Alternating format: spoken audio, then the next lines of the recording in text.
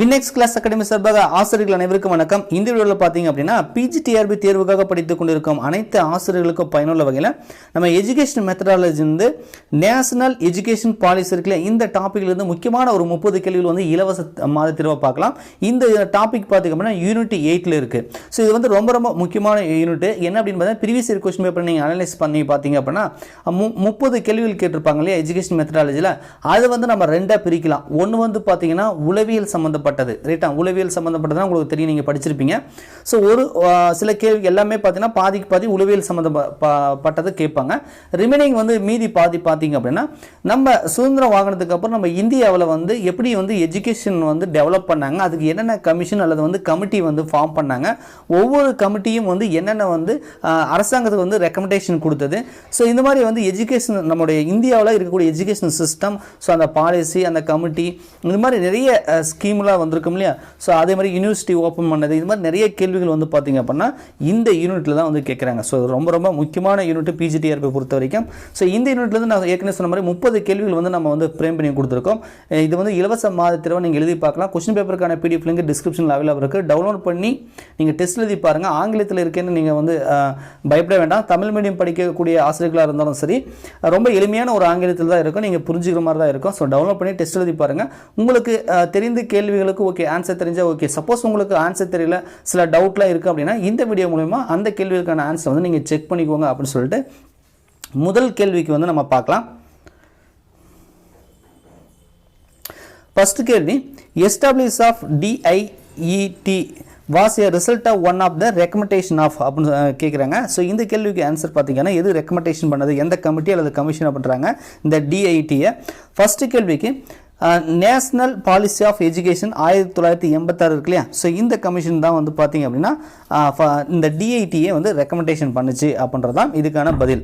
So அடுத்த கேள்வி, DIET is அப்படின்றாங்க, இதுக்கான அப்சர்வேஷன் என்ன அப்படின்னு சொல்லி கேட்குறாங்க ரைட்டா. ஸோ இது வந்து பார்த்தீங்க அப்படின்னா district institute for education and training அப்படின்றது தான் ரைட்டா. So district institute for education and training அப்படின்றதான் இதுக்கான அப்சர்வேஷன். டிஐஇடி அப்படின்னா இந்த district institute for education and training அப்படின்றதான் இதுக்கான அப்சர்வேஷன். இது மாதிரி நிறைய இருக்குது. நம்ம யூஜிசி, நம்ம ஏஎஸ்டிசி எல்லாம் சொல்கிறோம் இல்லையா, இது எல்லாத்துக்குமே பார்த்தீங்க அப்படின்னா அப்சர்வேஷன் தெரிஞ்சுக்கணும். ஒரு சில கேள்விகள் வந்து இந்த அப்சர்வேஷன் வந்து கேட்பாங்க. ஸோ எக்ஸாம்பிளுக்கு வந்து நான் ஒரு கேள்விகள் கேட்டிருக்கேன், மீதியெல்லாம் வந்து நீங்கள் வந்து நெட்டில் போட்டு கூட கொஞ்சம் படிச்சு பாருங்கள் ஓகேவா. ஸோ அடுத்த கேள்வி, தேர்ட் கேள்வி பாருங்கள், improvement of girls access to technical vocational and professional education was recommended by.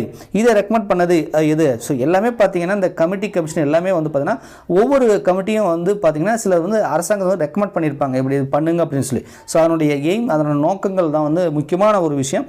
So இதுக்கு வந்து பார்த்தீங்கன்னா கேர்ள்ஸுக்கு வந்து இந்த technical vocational and professional education வந்து ரெக்கமெண்ட் பண்ணது எந்த இதுன்னு பார்த்தீங்க அப்படின்னா தேர்ட் கொஸ்டினுக்கு national policy of education 1992.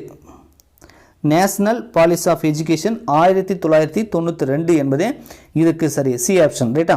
So fourth question, which one of the following has been the basis for the introduction of yoga in teacher training course. Teacher training கோர்ஸில் யோகா இருக்கு இல்லையா. ஸோ இதுக்கு வந்து பார்த்தீங்கன்னா எந்த இதுன்னு கேட்குறாங்க, இன்ட்ரொடக்ஷன் பண்ணது. இது ஃபோர்த் கொஸ்டின் பார்த்தீங்க அப்படின்னா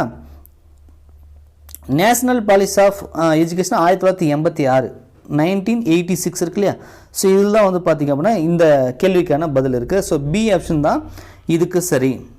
ஸோ அடுத்தது fifth question, the first NEP was formulated in 1968 by அப்படின்னு சொல்லி கொடுத்துருக்காங்க. ஸோ இந்த ஃபர்ஸ்ட் நேஷனல் பாலிசி எஜுகேஷன் இருக்கு இல்லையா. ஸோ இதை வந்து யாரால் வந்து பார்த்திங்கன்னா இது உருவாக்குனாங்க அல்ல அந்த மாதிரி வந்து கேட்குறாங்க அந்த வருஷத்தில். அஞ்சாவது கொஷினுக்கு பார்த்திங்க அப்படின்னா இந்திரா காந்தி அப்படின்றதான் இதுக்கு சரி. So 1968.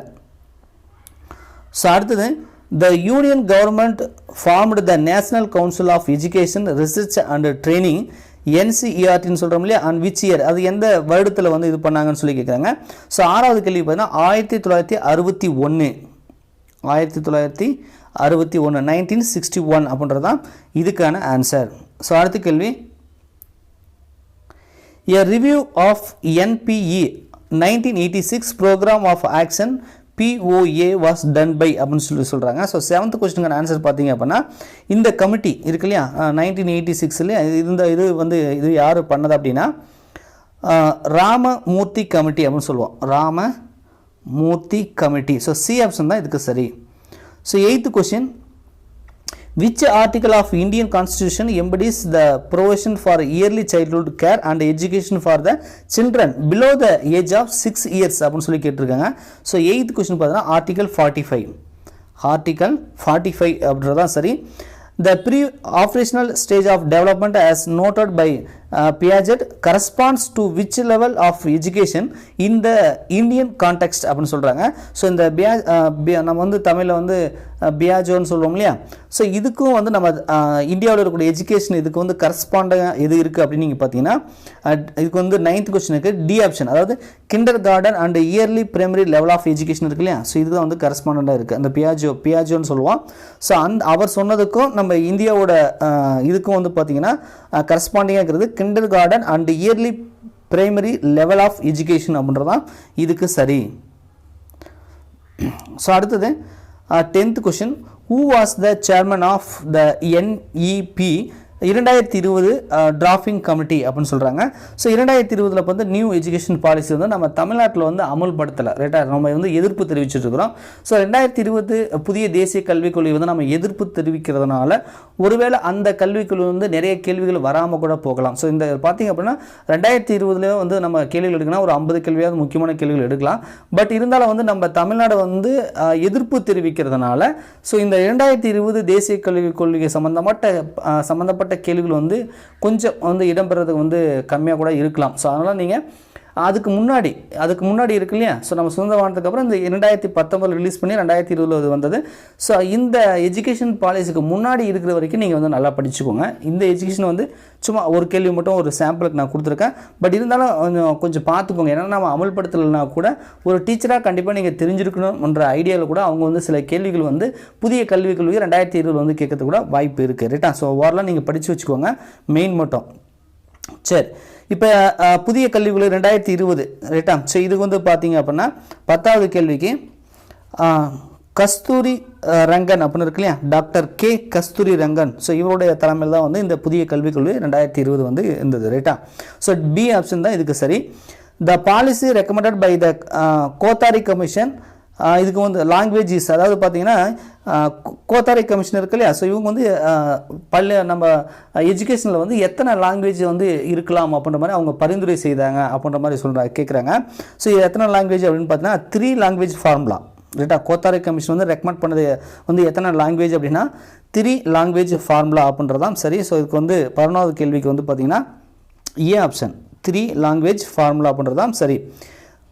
12th question, which of the following state does not have state open university அப்படின்னு சொல்கிறாங்க. அதாவது நம்ம தமிழ்நாட்டுக்கே பார்த்தீங்கன்னா தமிழ்நாடு ஓப்பன் யூனிவர்சிட்டின்னு ஒன்று இருக்குது. ரைட்டா, ஸோ அது மாதிரி வந்து இவங்க கொடுத்துருக்க ஆப்ஷன் படி எதில் வந்து ஸ்டேட் ஓப்பன் யூனிவர்சிட்டி இல்லை அப்படின்னு சொல்லி கேட்குறாங்க. ரைட்டா, ஸோ எந்த ஸ்டேட்டில் இல்லை அப்படின்னா இந்த 4 ஆப்ஷன் படி பார்த்தீங்க அப்படின்னா ஒடிசாவில் ஸ்டேட் ஓப்பன் யூனிவர்சிட்டி இல்லை. ஸோ அடுத்தது RTE Act was implemented in India with effect from. So RTEன்னு உங்களுக்கு தெரியும், அனைவருக்கும் கல்வி அந்த உரிமை சட்டம் இருக்கு இல்லையா. இது எப்போ வந்து பார்த்தீங்க அப்படின்னா நம்ம இந்தியாவில் வந்து அது எப்போ வந்து எஃபெக்ட் ஃப்ரம் அமல்படுத்தினாங்க, அது எப்போ நடைமுறைக்கு வந்தது அந்த மாதிரி வந்து கேட்குறாங்க. ஸோ 13க்கு வந்து பார்த்தீங்கன்னா 1 மே 2010 வந்தது. ரைட்டா, இது வந்ததுக்கு அப்புறம் தான் நமக்கு வந்து இந்த டெட்டுன்றதே வந்து பார்த்தீங்கன்னா கம்பல்சரி பண்ணாங்க. ரைட்டா, ஸோ இதெல்லாம் கண்டிப்பாக உங்களுக்கு தெரிஞ்சிருக்கும் ஆசிரியராக இருக்கிறதுனால. ஸோ புதுசாக நீங்கள் இப்போ தான் டிகிரி முடிச்சிருக்கீங்கன்னா ஒரு வேளை தெரியாமல் இருக்கிறதுக்கு வாய்ப்பு இருக்குது. ஸோ இந்த டெட்டுன்னு ஒன்று வந்ததே காரணமே வந்து பார்த்திங்கன்னா இது கம்பல்சரி அந்த வந்து அனைவருக்கும் அந்த கல்வி உரிமை சட்டம் கொண்டு வந்ததுனால நமக்கு வந்து டெட்டு வந்து ஒரு கம்பல்சரியாக வந்துருச்சு. ஸோ வந்து கண்டிப்பாக நிறைய பேர் தெரிஞ்சிருக்கோம் 1 மே 2010. ஸோ அதுக்கப்புறம் தான் நம்ம தமிழ்நாட்டில் வந்து டெட்டை வந்து இன்ட்ரடியூஸ் பண்ணிட்டாங்க. தமிழ்நாட்டுக்கு மட்டும் இல்லை அனைத்து ஸ்டேட்டுக்குமே டெட்டு வந்துருச்சு. ரைட்டா, ஸோ இந்த கேள்விக்கு ஆன்சர் வந்து 1 மே 2010 என்பது இதுக்கு சரி. ஸோ அடுத்த கேள்வி, the first national policy on education in free India was launched in the year அப்படின்னு சொல்லி கேட்குறாங்க. ஸோ 14க்கு பார்த்தீங்க அப்படின்னா 1968 அப்படின்றதான் சரி. ஸோ அடுத்தது according to 2011 census the overall literacy rate in India is aboutன்றாங்க. ஸோ வந்து நம்ம இந்தியாவில் 2011 கணக்குப்படி எழுத்தறிவு சதவீதம் எவ்வளோ அப்படின்னு கேட்குறாங்க ரைட்டா. ஸோ வேறு ஒன்றும் இல்லை. ஸோ இதுக்கு வந்து 15வது கேள்வி பார்த்தீங்கன்னா 74% என்பதே சரி ரைட்டா. ஸோ இதை விட நம்ம தமிழ்நாட்டில் அதிகமாக இருக்குது அப்படின்ற கூட ஒரு கேள்வி கேட்டிருக்காங்க. ஸோ தேசிய லெவலில் இருக்கக்கூடிய எழுத்தறிவு சதவீதத்தை விட நம்ம தமிழ்நாட்டில் லெவலில் இருக்கக்கூடிய எழுத்தறிவு சதவீதம் என்பது கொஞ்சம் அதிகமாகவே இருக்குது ரைட்டா. ஸோ அக்யூரேட்டாக எனக்கு தெரியல, தற்சமயத்துக்கு மறந்து போச்சு. பட் 77 அல்லது 78 இருக்கும். ஸோ உங்களுக்கு சரியாக தெரிஞ்சுதுன்னா கமெண்ட்ஸில் வந்து நீங்கள் சொல்லுங்கள். நம்ம ஒட்டுமொத்தமாக கம்பேர் பண்ணும்போது தேசிய அளவில் இருக்கக்கூடிய எழுத்தறிவு சதவீதத்தை விட நம்ம தமிழ்நாட்டில் அதிகமாக இருக்குது அப்படின்றதும் தெரிஞ்சு வச்சுக்கோங்க ரைட்டா. ஸோ 14வது கேள்வி operation blackboard program was introduce to improve அப்படின்னு சொல்லி கேட்குறாங்க. 16வது கொஸ்டின் பார்த்தீங்க அப்படின்னா பிளாக் போர்டு வந்து எதுக்கு இம்ப்ரூவ்னா பிரைமரி எஜுகேஷன் டெவலப்மெண்ட்டுக்கு தான் ரைட்டா. ஸோ பிரைமரி எஜுகேஷன் என்பது இதுக்கு சரி.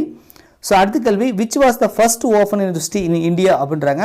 ஸோ இது நிறைய யூனிவர்சிட்டி வந்து புகழ்பெற்ற யூனிவர்சிட்டிலாம் எப்போ ஓப்பன் பண்ணாங்க அப்படின்னு கேட்பாங்க. அது ஓப்பன் யூனிவர்சிட்டி மட்டும் இல்லை, சென்னை பல்கலைக்கழகமாக இருக்கலாம், இல்லை இந்திரா காந்தி ஓப்பன் யூனிவர்சிட்டியாக இருக்கலாம். அது மாதிரி நிறைய நம்ம இந்தியாவில் புகழ்பெற்ற பல்கலைக்கழகம்லாம் இருக்கும். அது வந்து பார்த்திங்கன்னா இப்போ அண்ணாமலை பல்கலைக்கழகம், அழகப்பா பல்கலைக்கழகம் இதெல்லாம் எப்போ வந்து ஓப்பன் ஆச்சு, எப்போ ஸ்டார்ட் பண்ணாங்க அப்படின்றமான கேள்விகள் கூட நிறைய வந்து கேட்குறாங்க. அதெல்லாம் தெரிஞ்சு வச்சுக்கோங்க. So which was the first open university in India அப்படின்னு பார்த்தீங்கன்னா எது வந்து முதல்ல வந்து நம்ம இந்தியாவில் திறக்கப்பட்ட திறந்த வெளி பல்கலைக்கழகம் அப்படின்னு சொல்லி கேட்குறாங்க. அது வந்து பார்த்திங்கன்னா doctor B.R. Ambedkar open university. Doctor B.R. Ambedkar open university என்பதே இதுக்கு சரி. ஸோ அடுத்தது 10+2+3 as a common structure of the education is recommended by அப்படின்னு சொல்கிறாங்க. ஸோ 10வது 12வது காலேஜ் 3 வருஷம் இந்த பேட்டர்ன் இந்த ஸ்ட்ரக்சரை வந்து ரெக்கமெண்டேஷன் பண்ணது எந்த கமிட்டி அப்படின்னு கேட்குறாங்க. 18வதுக்கு பார்த்தீங்கன்னா த கோத்தாரி கமிஷன் ரைட்டா. அந்த கோத்தாரி கமிஷன் 1964 to 1966 இருக்குல்ல, அந்த கோத்தாரி கமிஷன் தான் வந்து 10+2+3 அந்த ஸ்ட்ரக்சரை வந்து நம்ம ரெக்கமெண்ட் பண்ணது. ஸோ அடுத்த கேள்வி district primary education program DPEP இருக்குல்ல வாஸ் லான்ச்டு இந்த இயர் அப்படின்னு சொல்லி கேட்குறாங்க. ஸோ இது எப்போ வந்து லான்ச் பண்ணாங்க அப்படின்ற அந்த கேள்வி வந்து கேட்குறாங்க. 19வது கேள்விக்கு வந்து பார்த்தீங்கன்னா 1994 அப்படின்னு இருக்கு. ஸோ பி ஆப்ஷன் தான் இதுக்கு சரி. ஸோ அடுத்த கேள்வி according to which one of the following mathematics should be made compulsory in class 1 to 10th அப்படின்னு சொல்லி கேட்குறாங்க. ஸோ இது வந்து பார்த்தீங்க அப்படின்னா இந்த கேள்வி அதாவது மேக்ஸ் சப்ஜெக்டை வந்து கம்பல்சரியாக 1ஆம் வகுப்பு முதல் 10ஆம் வகுப்பு வரைக்கும் வந்து வச்சாங்க இல்லையா. ஸோ அதுதான் அதை பற்றி தான் இது கேட்குறாங்க. ஸோ 20வது கொஸ்டின் பார்த்தீங்கன்னா இதுக்கு வந்து இது வந்து Kothari commission. So Kothari commission தான் வந்து பார்த்தீங்கன்னா மேக்ஸ் வந்து ஒன் ஆஃப் த சப்ஜெக்டாக இருக்கணும் up to first standard to 10th standard வரைக்கும் அப்படின்றத இதை ரெக்கமெண்ட் பண்ணியிருக்காங்க ரைட்டா. ஸோ அடுத்தது the first open university in India was established in the year. அதாவது பார்த்திங்கன்னா நம்ம வந்து டாக்டர் அம்பேத்கர் ஓப்பன் யூனிவர்சிட்டி தான் ஃபஸ்ட்டு இந்தியாவில் ஓப்பன் பண்ணாங்க, திறந்த வெளி பல்கலைக்கழகம்னு சொல்லிட்டோம். அது எந்த வருடம் அப்படின்னு சொல்லி கேட்குறாங்க ரைட்டா. ஸோ அது எந்த வருடம் அப்படின்னு நீங்கள் பார்த்தீங்கன்னா 21வது. ஸோ 21வதுக்கு 1982 என்பதே இதுக்கு சரி. ஸோ அடுத்த கேள்வி Indira Gandhi national open university established. So Indira Gandhi open university இருக்கு இல்லையா. ஸோ இது வந்து பார்த்திங்க அப்படின்னா எப்போ வந்து ஓப்பன் பண்ணாங்க அப்படின்னு சொல்லி கேட்குறாங்க ரைட்டா. ஸோ 22வது கேள்வி பார்த்திங்க அப்படின்னா 1985 என்பதே இதுக்கு சரி. 1985. ஸோ அடுத்தது Kothari commission was formed under the education minister அப்படின்னு சொல்கிறாங்க. So Kothari commission was formed under the எந்த எஜுகேஷன் மினிஸ்டர் மூலிமா இந்த கோத்தாரி கமிஷனை வந்து ஃபார்ம் பண்ணாங்க அப்படின்னு சொல்லி கேட்குறாங்க ரைட்டா. ஸோ அதே மாதிரி வந்து ஒவ்வொரு எஜுகேஷன் நம்ம கமிட்டியோ அல்லது கமிஷனோ இருக்கும்போது யார் வந்து பிரதமராக இருந்தாங்க அப்படின்றதும் நீங்கள் தெரிஞ்சு வச்சுக்கணும். இந்திரா காந்தின்றத ஒன்று பார்த்தீங்க, அதுக்கப்புறம் ராஜீவ் காந்தி இருப்பார், இப்போ வந்து நரேந்திர மோடி இருக்கார், அதே மாதிரி ஒரு சில கமிஷனுக்கு வந்து நம்ம மன்மோகன் சிங் இருந்திருப்பார். ஸோ ஒவ்வொரு கமிட்டி ஒவ்வொரு கமிஷனும் வரும்போது யார் வந்து பிரதமராக இருந்தாங்க அப்படின்றதும் வந்து நீங்கள் தெரிஞ்சு வச்சுக்கோங்க ரைட்டா. ஸோ இந்த கேள்விக்கு என்ன சார் ஆன்சர் 23க்குன்னு பார்த்தீங்கன்னா இதுக்கு வந்து MC ஷாக்லா அப்படின்றது தான் சி ஆப்ஷன் தான் இதுக்கு சரி. 24வது பாருங்கள் on whose leadership is founded in the university at Pondicherry அப்படின்னு சொல்கிறாங்க. ஸோ இது வந்து பார்த்திங்கன்னா நம்ம பாண்டிச்சேரி யூனிவர்சிட்டின்னு சொல்கிறோம் இல்லையா, இதை வந்து யாரை வந்து ஃபவுண்டட் பண்ணாங்க அப்படின்னு சொல்லி கேட்குறாங்க. ஸோ இது வந்து 24வதுக்கு பார்த்தீங்க அப்படின்னா அரவிந்தர்னு சொல்லுவோம் இல்லையா, ஸ்ரீ அரவிந்தோன்னு போட்டிருக்கேன். ஸோ நம்ம வந்து தமிழில் வந்து ஸ்ரீ அரவிந்தர் அப்படின்னு சொல்கிறோம் இல்லையா. ஸோ இவர் தான் வந்து பாண்டிச்சேரி யூனிவர்சிட்டி வந்து ஆரம்பித்தவர், தொடங்கினவர் வந்து இவர் தான், ரைட்டா, ஸ்ரீ அரவிந்தர். ஸோ அடுத்த கேள்வி, the South Asia university is situated in the city of அப்படின்றாங்க. ஸோ சவுத் ஏசியா யூனிவர்சிட்டின்னு சொல்கிறோம் இல்லையா, சவுத் ஏசியா யூனிவர்சிட்டி இது எங்கே இருக்குது அப்படின்னு சொல்லி கேட்குறாங்க. எந்த சிட்டியில் இருக்குன்னா 25வது கேள்விக்கு பார்த்தீங்கன்னா நியூ டெல்லியில் இருக்குது, ரைட்டா. சவுத் ஏசியா யூனிவர்சிட்டி எங்கே இருக்குது, நியூ டெல்லியில் இருக்குது. ஸோ அடுத்த கேள்வி 26, which of the following organization looks after the quality of technical and management education in India ன்னு சொல்கிறாங்க. ஸோ இதுக்கு வந்து பார்த்தீங்கன்னா AICTE, all India council for technical education அப்படின்னு நம்ம சொல்லுவோம் இல்லையா. ஸோ இங்கே கேள்வியிலே ஒரு குழு கிடைச்சிருக்கு நமக்கு, டெக்னிக்கல் அண்ட் மேனேஜ்மெண்ட் சொல்கிறாங்க. ஸோ இதை வந்து பார்த்தீங்கன்னா இது ஆர்கனைஸ் பண்ணக்கூடியது AICTE, all India council for technical education. So இதான் வந்து பார்த்தீங்கன்னா ஆர்கனைஸ் பண்ணது. ஸோ வந்து சி ஆப்ஷன் தான் இதுக்கு சரி. ஸோ அடுத்த கேள்வி, India first defence university is in the state of அப்படின்னு சொல்கிறாங்க. ஸோ இது பார்த்தீங்கன்னா ஓப்பன் யூனிவர்சிட்டி எப்போ ஓப்பன் பண்ணாங்க அப்படின்றதெல்லாம் நீங்கள் பார்த்தீங்க. இது வந்து பார்த்தீங்கன்னா பாதுகாப்பு, நம்ம இராணுவ சம்மந்தப்பட்ட பாதுகாப்பு டிஃபென்ஸ் யூனிவர்சிட்டின்னு சொல்கிறோம் இல்லையா. இது வந்து பார்த்தீங்கன்னா எந்த ஸ்டேட்டில் இருக்குதுன்னு சொல்லி கேட்குறாங்க. த ஃபர்ஸ்ட் டிஃபென்ஸ் யூனிவர்சிட்டி வந்து எந்த ஸ்டேட்டில் வந்து ஸ்டார்ட் பண்ணாங்க இருக்குது அப்படின்ற மாதிரி கேட்குறாங்க. 27வது பார்த்தீங்க அப்படின்னா ஹரியானான்றதான் இதுக்கு சரி. ஸோ 28வது கேள்வி, the university grant commission was constituted on the recommendation of அப்படின்னு சொல்கிறாங்க. ஸோ நம்ம யூஜிசின்னு சொல்கிறோம் இல்லையா, இது வந்து எந்த கமிட்டி ரெக்கமெண்டேஷன் பண்ணது அப்படின்னு மாதிரி கேட்குறாங்க. 28 பார்த்தீங்க அப்படின்னா ஸோ இதுக்கு வந்து doctor Sarvepalli Radhakrishnan commission, Sarvepalli Radhakrishnan commission அப்படின்றது தான் இதுக்கு சரி. ஸோ 29 பாருங்கள், the right to free and compulsory education for children between age group of 6 to 14 has been installed in Indian Constitution சொல்கிறாங்க. ஸோ அதாவது பார்த்தீங்கன்னா நம்ம 6 முதல் 14 வயசு வரைக்கும் இருக்கக்கூடிய குழந்தைகளுக்கு கட்டாயமாக கல்வி நம்ம வழங்க வேண்டும் அப்படின்னு சொல்லக்கூடிய அந்த சட்டப்பிரிவு எது அப்படின்னு சொல்லி கேட்குறாங்க. என்ன ஆர்டிக்கல் அப்படின்னு சொல்லி கேட்குறாங்க. கண்டிப்பாக இது ஒரு ரொம்ப ரொம்ப முக்கியமான கேள்வி. ஆர்டிக்கல் 21A என்பதே இதுக்கு சரி. ஸோ அடுத்த கேள்வி,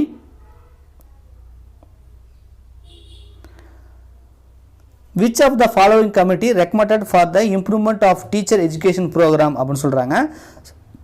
ஸோ இந்த 30 கொஸ்டினுக்கு பார்த்தீங்க அப்படின்னா ராமமூர்த்தி கமிட்டி தான் வந்து பார்த்தீங்கன்னா committee recommended for the improvement of teacher education ப்ரோக்ராமுக்கு வந்து ரெக்கமெண்ட் பண்ணது எது, ராமமூர்த்தி கமிட்டி அப்படின்னு சொல்கிறோம். ஸோ வந்து 30 கேள்விகளுக்கு நிச்சயமாக உங்களுக்கு பயனுள்ளதாக இருக்கும்னு நம்புகிறோம். ஸோ பயனுள்ளதாக இருந்துச்சு அப்படின்னா உங்களுக்கு மறக்காமல் லைக் பண்ணுங்கள். கடைசியாக 31வது கேள்வி உங்களுக்கான கேள்வி. அந்த கேள்வி என்னென்னு சொல்கிறேன், அதுக்கு வந்து பதில் தெரிஞ்சுது அப்படின்னா கீழே வந்து கமெண்ட்ஸில் வந்து கமெண்ட் பண்ணுங்கன்னு சொல்லிக்கிறேன். இது வரைக்கும் நம்ம சேனலை சப்ஸ்கிரைப் பண்ணாமல் நீங்கள் வீடியோ பார்க்குறீங்க அப்படின்னா மறக்காமல் வந்து வீடியோக்கு கீழே இருக்கக்கூடிய ரெட் கலர் பட்டனை கிளிக் பண்ணி சப்ஸ்கிரைப் பண்ணி கூட அந்த பெல் பட்டனில் ஆல்ன்றதை செட் பண்ணி வச்சுக்கோங்க. அது மட்டும் இல்லாமல் நம்ம பிளேலிஸ்ட் வந்து கிரியேட் பண்ணி போட்டிருக்கோம் யூடியூப் சேனலில், PGTRB சைக்காலஜி அண்ட் ஜிகேன்னு சொல்லி இன்னும் நிறைய வீடியோக்குள்ளாக இருக்குது. அதை கூட நீங்கள் வந்து பார்க்கலாம். அது மட்டும் இல்லாமல் நம்ம டெலிகிராம் குரூப்போட வந்து ஸ்டார்ட் பண்ணியிருக்கோம். கிட்டத்தட்ட 10,000க்கும் மேற்பட்ட ஆசிரியர்கள் வந்து நம்ம டெலிகிராம் குரூப்பில் ஜாயின் பண்ணியிருக்காங்க PGTRBக்கு. ஸோ உங்களுக்கு வரக்கூடிய சந்தேகங்களை வந்து மற்ற ஆசிரியர்கிட்ட கேட்கறதுக்கு வந்து நம்ம டெலிகிராம் குரூப்பில் கூட நீங்கள் வந்து ஜாயின் பண்ணிக்கலாம். அதுக்கான லிங்க் டிஸ்கிரிப்ஷனில் அவைலபிளாக இருக்குன்னு சொல்லி கடைசி கேள்வி உங்களுக்கான கேள்வி சொல்கிறேன். உங்களுக்கு விடை தெரியுதான்னு கொஞ்சம் பாருங்கள்.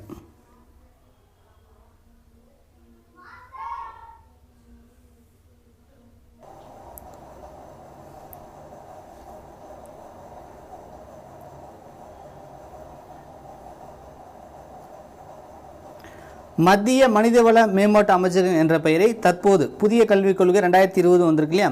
இப்போ வந்து பார்த்தீங்கன்னா இந்த மத்திய மனிதவள மேம்பாட்டு அமைச்சகன்றதை வந்து புதுசாக வந்து பெயர் வந்து மாற்றிருக்காங்க. ஸோ அது எப்படி வந்து பெயர் மாற்றிருக்காங்க அப்படின்றது உங்களுக்கு தெரியுது அப்படின்னா கமெண்ட்ஸில் வந்து கமெண்ட் பண்ணுங்கன்னு சொல்லி முடிச்சுக்கிறேன். நன்றி, வணக்கம்.